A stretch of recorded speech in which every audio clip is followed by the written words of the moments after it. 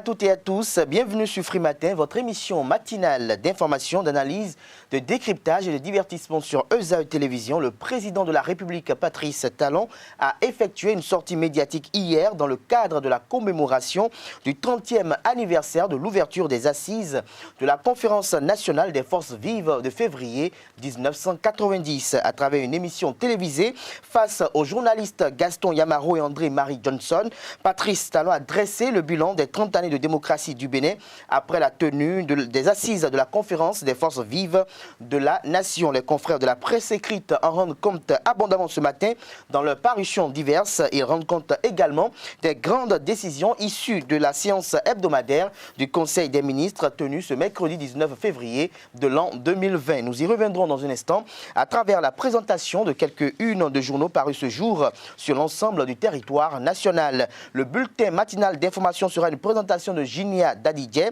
en lieu et place du débat avec Karl Kitome. Nous allons essayer de décrypter la sortie médiatique du président Patrice Talon d'hier.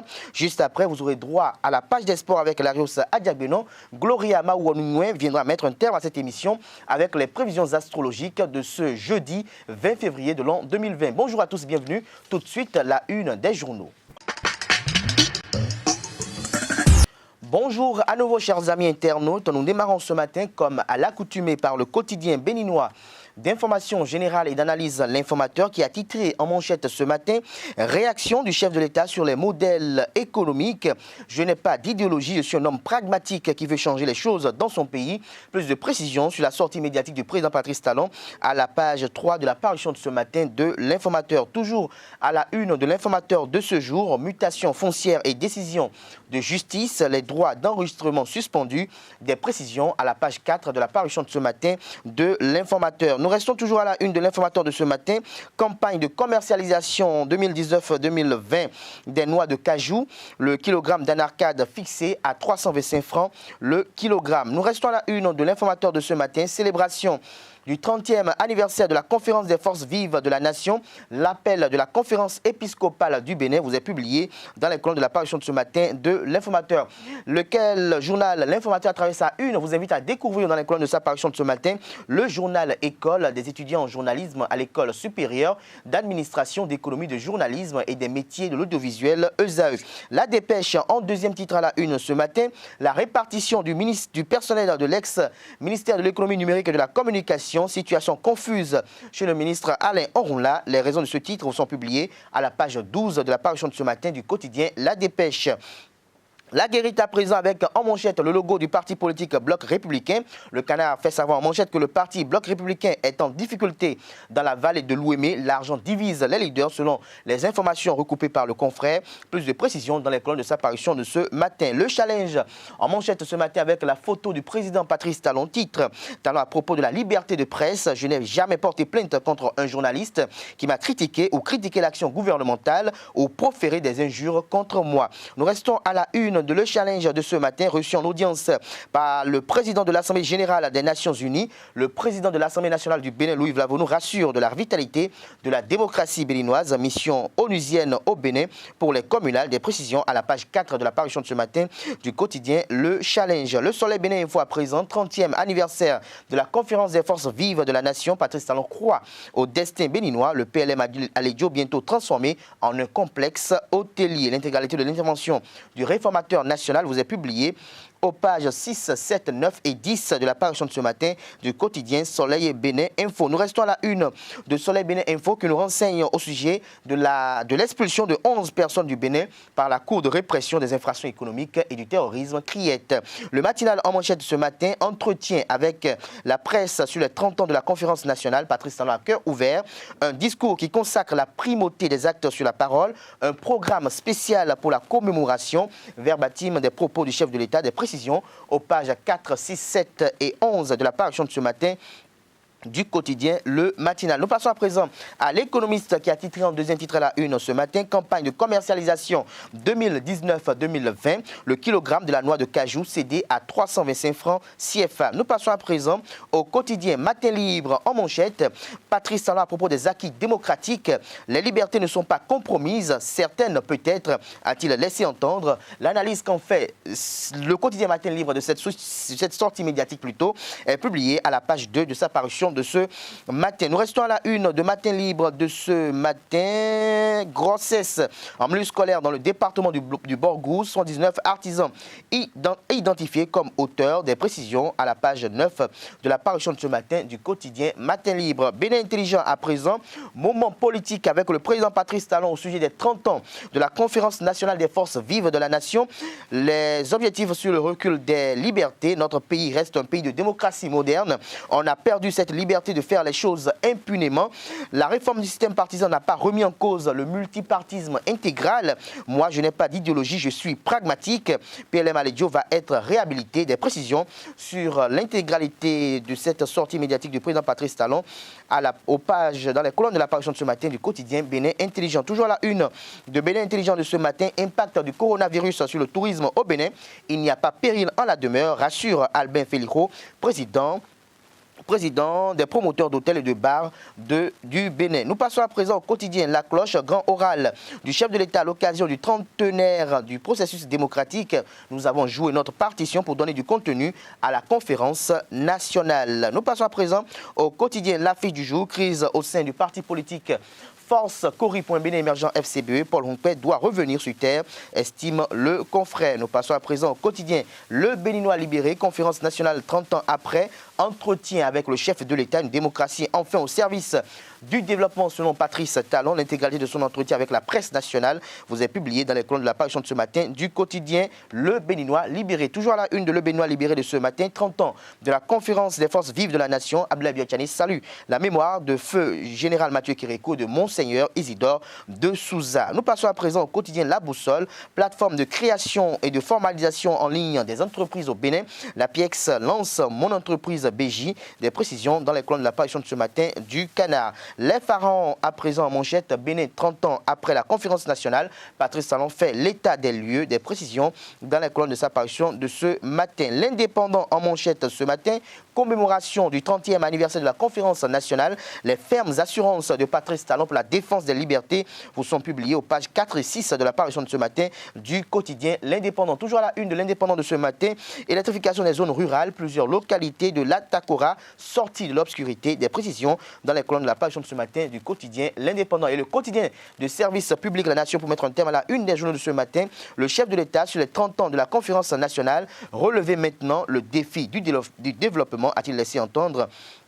Plus de précisions sur l'entretien dans les colonnes de la parution de ce matin du Canard et réunion technique sur les projets numériques des cadres africains et japonais en conclave à Cotonou. Des précisions à la page 15 de la parution de ce matin du quotidien de service public La Nation. Chers amis internautes, ce sera tout pour la présentation de quelques-unes de quotidiens parus ce matin sur l'ensemble du territoire national. Les quotidiens sont disponibles dans les kiosques au prix de 300 francs CFA. Ils sont également disponibles en ligne. Nous passons à présent au bulletin matinal d'information sur Free Matin. Bonjour à toutes et à tous et bienvenue sur le bulletin matinal d'information. Le prix de la noix de cajou est fixé à 325 francs le kilogramme pour le compte de la campagne de cette année. Une décision prise en Conseil des ministres de ce mercredi 19 février 2020. À en croire le compte rendu du Conseil des ministres, la chute du prix vise à préserver les intérêts de la filière et de ses animateurs. À cette occasion, le gouvernement a interdit toute sortie frauduleuse des noix de cajou du territoire national et de la réception des tasses autres que celles prévues par la loi Finances 2020. 19 février 1990, 19 février 2020, ça fait exactement 30 ans que la Conférence nationale des forces vives de la nation s'est ouverte à l'hôtel Aledio de Cotonou.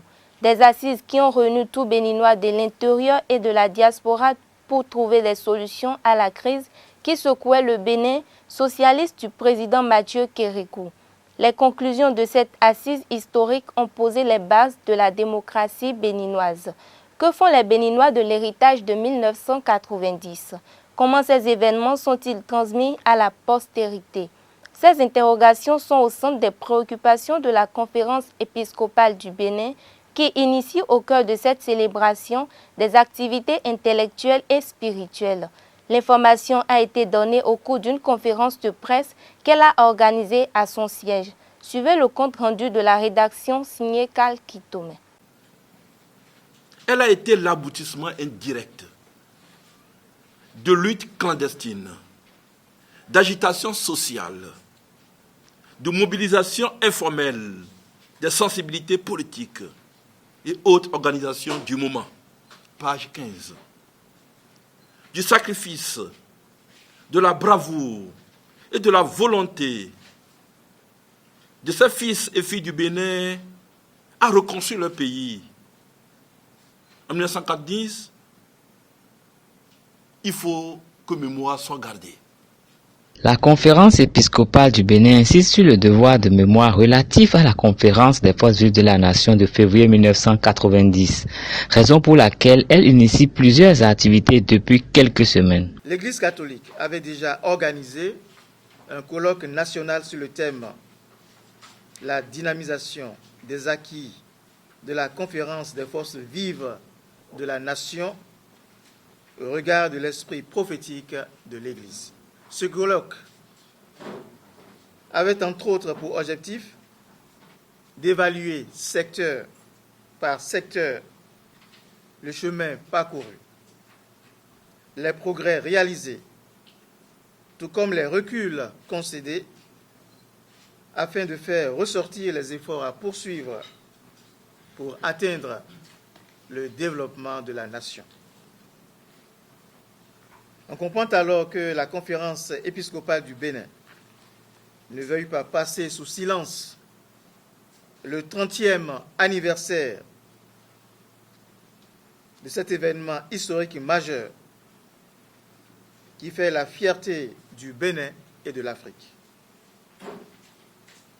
C'est pour cela que le communiqué final qui a sanctionné sa session plénière ordinaire de janvier 2020 a clairement invité les fidèles catholiques et le peuple béninois en général à célébrer avec fierté et action de grâce le 30e anniversaire de la conférence des forces vives de la nation de 1990. Un programme empreint de spiritualité a été élaboré pour célébrer les 30 ans de la conférence des forces vives de la nation de février 1990. Du 18 au 27 février 2020, neuvaine de prière, c'est-à-dire 9 jours de prière continue. 26 février 2020, le mercredi des cendres, le début du carême, jeûne obligatoire pour tous les chrétiens. Ce jeûne, les évêques demandent qu'il soit offert à la même intention, la cohésion sociale, la démocratie et le développement intégral du Bénin. Le 28 février, en ce même jour, messe pour le Bénin sur toutes les paroisses aux heures convenables. Ce toujours 28 février, à 19h, messe solennelle du 30e anniversaire de la conférence des forces vives de la nation à la paroisse Saint-Michel de Cotonou par les évêques du Bénin. Le 29 février 2020, colloque international sur le thème « La conférence des forces vives de la nation 30 ans après » au Palais des Congrès à la Salle Bleue. Il s'est tenu lundi dernier une séance de travail entre le bureau de la Commission électorale nationale autonome Sénat et le ministre de l'Économie et des Finances. En effet, dans le cadre des élections communales et municipales du 17 mai prochain, les différentes institutions et ministères impliqués dans l'organisation des dites élections ont tenu lundi 17 février 2020 au ministère de l'Économie et des Finances la conférence d'études et d'arrêt du budget général des dites élections. Au terme de cette rencontre qui s'est déroulée en présence du ministre de l'Économie et des Finances, du président de la Sénat, des représentants des institutions et ministères concernés par l'organisation des élections, le budget des communales a été défini. Il est évalué à plus de 6 milliards de francs CFA pour l'ensemble des institutions et ministères. Je vous invite à suivre le président de la Sénat, Emmanuel Tiando, qui nous livre le communiqué final de la dite séance. Il est au micro de nos reporters. Conformément aux dispositions de la loi 2019-43 du 14 novembre 2019 portant code électoral en République du Bénin, la Commission électorale nationale autonome, Sénat, en liaison avec le ministère de l'Économie et des Finances, a tenu une conférence budgétaire pour étudier, amender et arrêter le budget général des élections communales et municipales au titre de l'année 2020. On prit part aux travaux d'arbitrage budgétaire. Les institutions de l'État et les ministères ci-après impliqués dans l'organisation, la gestion et le contrôle de régularité des opérations électorales. Il s'agit de la Commission électorale nationale autonome, la Cour suprême, la Haute autorité de l'audiovisuel et de la communication, le ministère de la Justice et de la législation, le ministère de la Communication et de la Poste, le ministère de l'Intérieur et de la Sécurité publique, le ministère de la Défense nationale et enfin le ministère de la Décentralisation et de la Gouvernance locale. Le budget général des consultations électorales, adopté à l'issue des travaux, intègre toutes les nouvelles dispositions du Code électoral et s'établit à la somme de 6 milliards 993 millions 528 200 francs CFA. Il se dépose comme suit. Commission électorale nationale autonome, 5 milliards 200 millions de francs CFA. Cour suprême, 620 millions de francs CFA. Haute autorité de l'audiovisuel et de la communication, 200 millions de francs CFA. Ministère de la Justice et de la Législation, 35 millions de francs CFA. Ministère de la Communication et de la Poste, 154 millions de francs CFA. Ministère de l'Intérieur et de la Sécurité publique, 351 millions 690 millions de francs CFA. Ministère de la Défense nationale, 322 millions 838 200 francs CFA. Ministère de la Décentralisation et de la Gouvernance locale, 110 millions de francs CFA, soit au total 6 milliards 993 millions 528 200 francs CFA. Les décaissements liés à ce budget se feront de manière à assurer une organisation parfaite des dites élections, et ceci en respect des règles budgétaires et comptables en vigueur. Je vous invite à suivre à présent les assurances du ministre de l'Économie et des Finances pour une bonne organisation des élections communales et locales de 2020. Le chef de l'État a donné des instructions très claires pour que tout ce qui relève des responsabilités de l'État, que ce soit du point de vue purement administratif ou du point de vue budgétaire et donc financier, que tout soit mis en œuvre pour que les prochaines élections soient des élections apaisées, inclusives et que ce soit des élections qui connaissent un succès franc. Sur l'aspect administratif, je pense, Monsieur le Président, vous avez eu l'occasion, avec plusieurs institutions de la République, l'occasion de faire des échanges avec la Direction générale des impôts et d'autres structures impliquées dans la délivrance de plusieurs pièces administratives pour que nous trouvions un compromis pour que tout le monde puisse participer sans contrainte à ces élections-là. Et donc, ce que nous faisons cet après-midi, c'est la dernière étape. C'est celui de la conclusion des consultations budgétaires qui va acter les montants prévus pour chacune des structures et institutions impliquées dans l'organisation des élections. Et les instructions de le chef d'État ont été claires. Une fois donc que cette séance de cet après-midi aura été bouclée, nous avons reçu les instructions et les moyens sont disponibles pour que tout soit mis en œuvre pour le succès de ces élections-là. Je voudrais terminer en rappelant la disponibilité, en tout cas, de l'ensemble du gouvernement pour que tout ce qui relève donc de l'exécutif soit fait. Nous allons nous tenir disponibles pour que tout au long de ce parcours, s'il y a besoin à un moment donné de notre intervention, de l'appui du gouvernement, nous ne ménageons aucun effort pour que tout ce dont vous avez besoin soit mis en place, que ce soit du point de vue logistique, du point de vue sécuritaire, du point de vue budgétaire, tout soit mis en place pour un succès franc, comme je le disais tout à l'heure, des élections.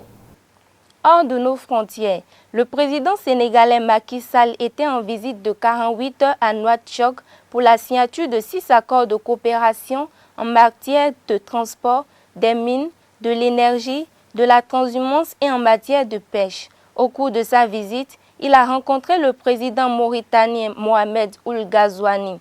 Le chef de l'État sénégalais a donc félicité son homologue pour avoir annulé les amendes infligées à ces pêcheurs pour les violations des accords sur la pêche et l'ouverture d'une nouvelle coalition entre les deux pays. Ils ont également réitéré leur détermination dans la lutte contre le terrorisme en Afrique de l'Ouest et dans le Sahel. Face aux dégâts que cause le coronavirus, l'Israël renforce les mesures afin d'éviter l'entrée de ce virus sur son territoire. Désormais, cette mesure est étendue aux visiteurs s'étant rendus à Hong Kong, Macao, Singapour et en Thaïlande. Notons également que les Israéliens revenus de ces 5 pays seront mis en quarantaine et ne sortiront que le 2 mars afin de participer aux élections législatives. Ce sera tout pour le bulletin matinal d'information. Merci et portez-vous bien. Merci à vous, Ginia Dadidje, pour la présentation de ce bulletin matinal d'information. La grande édition du journal télévisé sur Réseau Télévision est prévue pour 19 h. Nous passons à présent au décryptage de l'actualité avec Karl Kitomé. Karl Kitomé, bonjour à vous. Bonjour Abdelkader Achirou, bonjour à vous chers fidèles internautes fidèles à Réseau TV. Alors hier, sur ce plateau de Free Matin, nous avons rappelé un peu les faits qui ont marqué la tenue des assises de la Conférence nationale des forces vives de la nation. Le président Patrice Talon, lui, dans la soirée d'hier, a effectué une sortie médiatique au cours de laquelle il a donné son appréciation de ces dites assises et par la même occasion a fait le bilan de l'état de droit et de la démocratie au Bénin 30 années après la tenue de ces assises. Vous, en tant que journaliste professionnel des médias, quelle appréciation faites-vous de la sortie médiatique du chef de l'État, d'abord dans sa posture? Eh bien, le président Patrice Talon est bien resté fidèle à lui-même. On l'a retrouvé dans sa posture habituelle. Il a parlé quand même avec beaucoup d'assurance. On se rend compte quand même que c'est une sortie qu'il a bien préparée et que, apparemment, tel qu'il prévoit les choses, il n'y a pas trop de décalage. Parce que, tel qu'il était hier, on sentait quand même en lui quelqu'un qui était bien dans sa peau. Et donc, ça veut dire forcément que les affaires de la République doivent bien se porter. Parce que la dernière fois, quand il était sorti, il était un peu plus hésitant que d'habitude. Et ça nous avait fait beaucoup réfléchir. Ça avait fait couler beaucoup d'encre de salive. Les commentaires étaient vraiment là. Et cette sortie, j'ai pu noter quelques expressions qu'il a utilisées hier qui m'ont conforté dans cette façon d'apprécier sa posture. Il dit, je n'ai pas d'idéologie, je suis pragmatique. Et là, je crois que c'est l'image même que le président Talon a toujours donnée de lui aux Béninois. Et quand il le réaffirme comme ça veut dire qu'il il est à l'aise dans sa pratique, il est à l'aise dans la façon dont il voit les choses. Et il a dit également au cours de cette sortie que le Bénin était pratiquement dans l'anarchie, qui est aussi une forme de démocratie. Et quand je réfléchis un peu à cet extrait de son propos, ça me rappelle un peu les années 90 au lendemain de cette conférence des forces vives de la nation. Écoute, tous les Béninois avaient en fait un langage. Ah, mais c'est fini avec la révolution, on est libre. Donc c'est des choses qu'on entendait. Celui qui brûlait le feu, bon, pouvait dire c'est la démocratie. Je peux brûler le feu, il n'y aura pas de répression. Et celui qui détournait l'argent de l'école, les gens qui géraient les écoles, il y avait de petits sous, on s'en mettait peu importe, on dit c'est plus la révolution. Et celui qui refusait de balayer, parce qu'il y avait une contrainte de balayer sa devanture pendant la révolution, on dit non, et puis samedi, ouais, donc on ne peut plus travailler, on ne peut plus balayer devant sa maison parce que c'est la démocratie. Et donc il y a même eu, je ne sais pas, une fois des populations qui, par le phénomène de l'aide rurale, étaient venus envahir Cotonou pour vivre la démocratie. Et ceux-là, il y en avait beaucoup dans le rang des Emidjaman qui sont venus avec une autre façon de vivre, une façon de salir la ville, une façon de se salir eux-mêmes, une façon de polluer même l'atmosphère. Et en fait, je ne sais pas comment le dire, mais c'était vraiment choquant de voir comment les Béninois avaient commencé à considérer la chose publique. Et cette façon de faire a continué d'exister jusqu'à présent. Les Béninois ont pensé que... la démocratie rime à l'anarchie pour eux. Justement. Et le chef de l'État l'a bien dit que la démocratie, le Bénin était pratiquement dans l'anarchie, qui est une forme de démocratie. Donc les Béninois ont pris ça par ce mauvais point-là. Et je pense que le chef de l'État a fait le diagnostic. Après de ce diagnostic, il a fait des propositions. Et comme on l'a toujours dit, un Béninois conscient qui décide un jour de se bâtir une maison, forcément il y a cri chez lui à la maison. Parce qu'il ne peut plus se donner à certaines libertés. Il doit couper avec les seconds, les troisièmes, les quatrièmes bureaux. Il doit quand même forcément réduire un peu les charges de la maison. Sinon, avec son salaire, il ne pourra jamais se construire une maison. Jamais, au grand jamais. Et par expérience, toutes les personnes qui commencent à construire une maison, écoutez un peu leur entourage, leurs enfants, leurs femmes, quand en toutes circonstances, il dit, lui, il ne pense plus qu'à sa maison maintenant, hein. Il n'y a plus de l'argent pour nous. Et donc, c'est la même chose qui se passe aujourd'hui au Bénin. Nous voulons construire un peu notre pays. C'est normal qu'il y ait des restrictions. C'est normal qu'il y ait des problèmes à gauche et à droite. Mais quel type de problème? Il faut un peu de privation. Parce que sans privation, on ne peut rien faire. On dit à Vincent Péril, on triomphe sans gloire. Et donc, en toute chose, il faut forcément restreindre des choses pour espérer avancer. Et il faut également changer de comportement. Si vous passez toutes vos soirées dans les bars, il va arriver un moment, si vous décidez, vous avez des projets, vous devez arrêter d'aller dans les bars un moment, non seulement pour penser sérieusement à votre projet, également pour épargner ce qui a été pensé dans les bars, pour l'investir dans le projet que vous êtes assigné. Et donc, ça va de soi.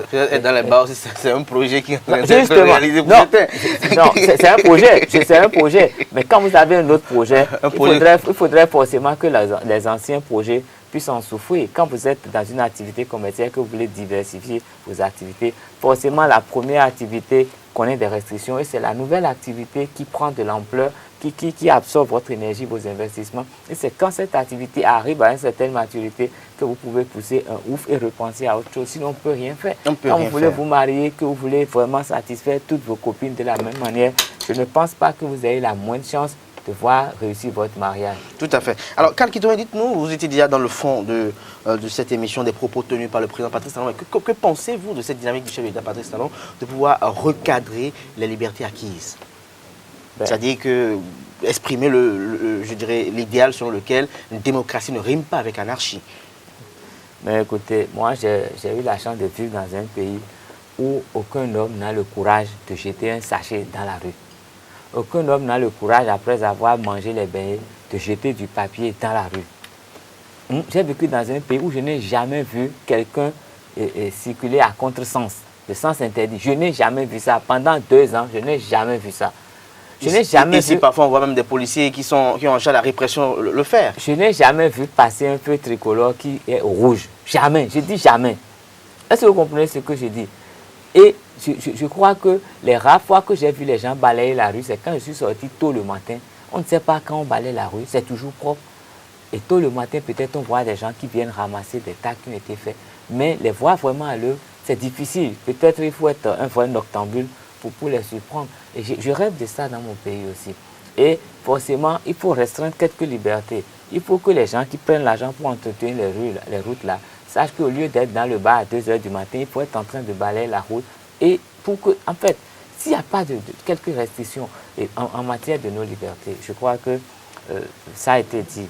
Mais je crois peut-être que sur la façon, c'est peut-être pas forcément ça. Dans la mesure quand il y avait de l'impunité, qu'aujourd'hui on dit qu'il faut forcément que les gens rencontrent, ce n'est pas une restriction de la liberté, à mon avis. À moins que le chef de l'État ait voulu dire autre chose et que je n'ai pas compris ses propos en cette matière-là. Parce que quand on parle de restriction de liberté, ce n'est pas positif. Quand on parle de restriction de liberté, ce n'est pas positif. Mais si on demande aux gens de prendre conscience... Si recadrage. Oui, recadrage, je suis d'accord. Il n'y a pas de... Mais quand vous parlez de restriction de liberté... On réduit. C'est pas du tout commode, c'est pas bien. Non, je pense que cette expression n'a même pas sa place dans le contexte parce que c'est faire l'apologie de ceux qui sont contre tout ce qui se fait. Et d'ailleurs, je crois qu'au cours de cette sortie, le chef de l'État a eu le temps de répondre à ceux qui pensent que la démocratie est en train de mourir au Bénin, à ceux qui pensent que la démocratie est en train de régresser au Bénin. De toute façon, j'ai dit, le Bénin est dynamique. La démocratie doit être dynamique aussi. Elle doit s'adapter au temps. La démocratie béninoise a toujours connu des péripéties. Depuis 1990, ça n'a pas été linéaire. Il y a forcément eu des hauts et des bas. Nous avons connu des hauts sous le président Soglo et tout le monde l'accusait de beaucoup de choses. Nous en avons connu sous le président Kérékou, nous en avons connu sous le président Yahi Boni. C'est vrai qu'à la fin de Yahi Boni, la vanne a été vraiment ouverte et on a pensé que c'était ça. Et ça me fait penser un peu, en fait, il y a en fait, une citation qui dit « La raison est laine, l'émotion est nègre ». Je pense qu'il y a trop d'émotions dans tout ce que nous faisons. Il y a tellement d'émotions que nous oublions l'essentiel. Nous oublions l'essentiel. Même si un nouveau président arrive au pouvoir, il faut que nous sachions que nous devons travailler. Nous devons travailler pour vivre. Nous devons respecter les têtes de la République pour espérer vivre à la maison et non à Porto Nouveau. Nous devons savoir éduquer nos enfants pour espérer que demain soit meilleur. Et ça me retourne un peu dans ce livre, Le Soleil des indépendants. Et vous voyez, les Africains, quand ils ont acquis l'indépendance, ils ont pensé que tout est fini, le blanc va partir. Nous allons ramasser l'or avec la main. Nous allons cueillir les fruits pour manger. Nous allons plus tard, le blanc est parti, plus d'oppression, plus de travail. Chacun prend le nombre de femmes qu'il veut. Et on fait les baptêmes, on fait tout ce qu'on veut. On fabrique autant d'enfants qu'on veut. Oui, mais ça ne peut pas être ça. Ce n'est pas possible. Le blanc est parti. C'est vrai que nous avons été quand même confinés pendant un moment. Mais quand le confinement est terminé, c'est que nous nous organisons pour assumer toutes les fonctions que les autres assumer dans la nation pour espérer nous développer. Et si nous prenons cette conscience aujourd'hui, nous pourrons accepter les réformes qui sont en cours et essayer de faire des propositions quand nous espérons que ça ne va pas, mais pas de désordre. Merci à vous, Karl Kitome. Je rappelle que vous êtes journaliste à EZAE Télévision. Chers amis internautes, cette émission se poursuit. Nous passons à présent à la page des sports avec Larius Adjagbenon. Bonjour amis internautes. La Vitalor Ligue 1 revient ce week-end après la trêve. Une pause que EZAE Football Club n'a pas pu observer en raison de sa participation à la phase de groupe de la Coupe de la Confédération Total CAF 2019-2020 et au match en retard de la phase aller du championnat. Et pour cela, la direction du club universitaire a adressé une requête au comité exécutif de la Fédération béninoise de football pour demander le report du démarrage de la phase retour du championnat national de première division. C'était le lundi dernier. Mais en attendant la réponse de la Fédération béninoise de football et de la Ligue de football du Bénin, la formation universitaire retrouve les stades ce jeudi matin après une pause de 3 jours. Le dimanche dernier, EZAE a rencontré les Buffs FC du Borgou à Parakou pour le compte du dernier match en retard de la phase aller de la Vitalor Ligue 1. Donc, il faut simplement dire que l'effectif est épuisé, les joueurs sont totalement épuisés puisque depuis le 3 novembre 2018 où ils ont entamé la première saison de la Vital'Or Ligue 1. Ils n'ont pas pu se reposer durant toute cette période.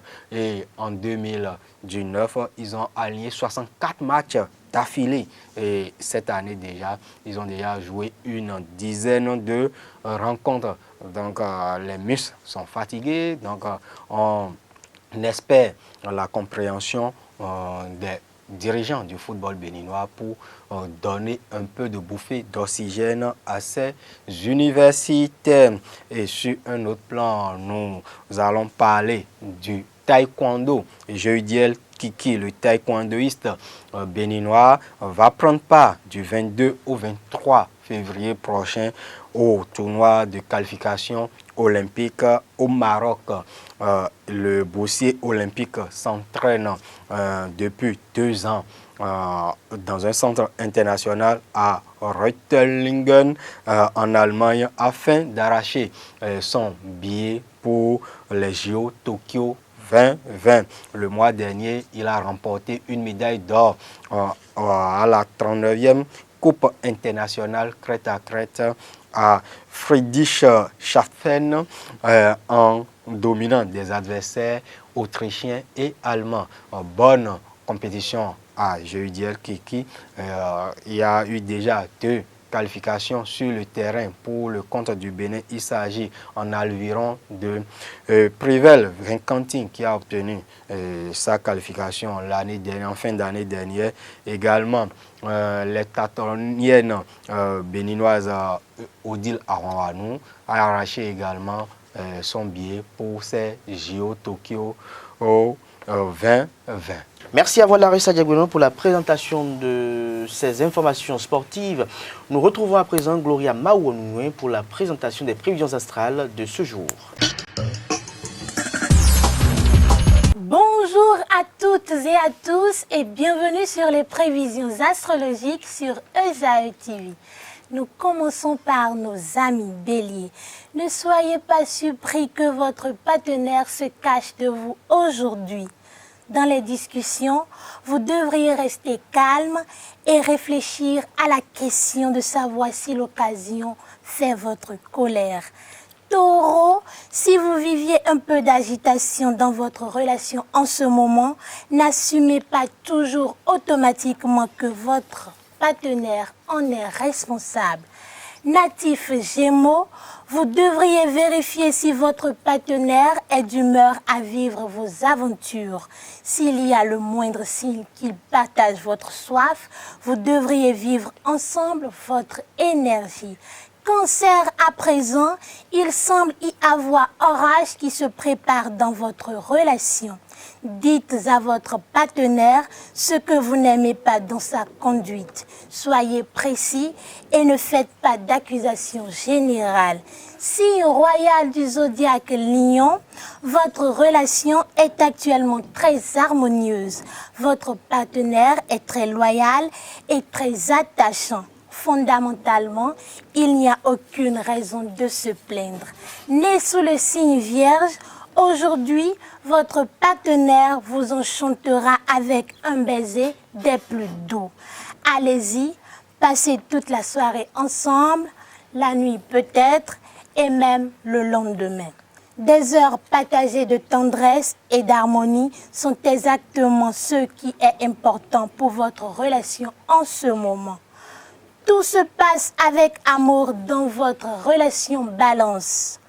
Vous jouissez de la confiance de votre partenaire et vous ne négligez ni l'intimité ni la romance. En ce qui concerne les scorpions, vous êtes littéralement de bonne humeur. Vous devriez en profiter pour intensifier votre relation. Faites en sorte que votre partenaire s'engage envers vous à travers des expériences intéressantes et partagées. Sagittaire, vous aurez de la chance dans votre relation, non seulement de rêver, mais aussi de la vivre actuellement. Capricorne, dans votre relation, vous êtes partout et nulle part. Depuis longtemps, il n'y a pas de véritable point central. essayez d'aborder le problème à la racine et de les résoudre avec votre partenaire. Verseau, votre corps et votre esprit sont particulièrement bien équilibrés. Vous possédez de l'énergie nécessaire pour mettre en place des plans tout attendus. Profitez de cette occasion pour acquérir de nouvelles réserves de force.